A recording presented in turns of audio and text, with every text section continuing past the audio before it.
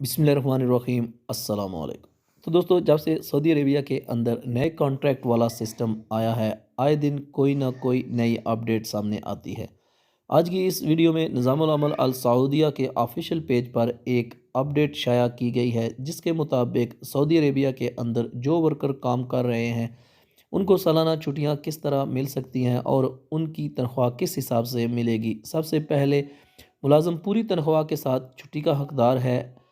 आप अपने स्क्रीन पर जो पेज देख रहे हैं उस पे अरेबिक में जो लिखा हुआ है उस पे पहले नंबर पे बता रहे हैं कि अगर आपकी शादी है तो उसमें आपको 5 दिन की छुट्टी मिलेगी।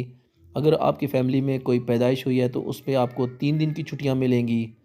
अगर कोई फोतगी हो चुकी है फ़ैमिली में तो उसमें आपको 5 दिन की छुट्टियां मिलेंगी। ईद उल अज़हा की 4 छुट्टियां हैं।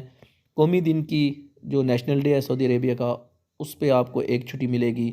मुलाज़िम मुस्तहक है 10 हफ्तों की ज़च्चगी की छुट्टियों के।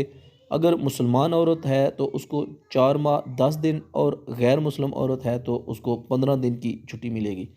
तो दोस्तों, ये इन्फॉर्मेशन आपको पहुंचानी थी जो अभी मैंने इस पेज पर देखी है। तो उम्मीद करते हैं आज की इन्फॉर्मेटिव वीडियो आपको अच्छी लगी होगी। मज़ीद इस तरह की इन्फॉर्मेटिव वीडियो हासिल करने के लिए हमारे चैनल को सब्सक्राइब ज़रूर करें।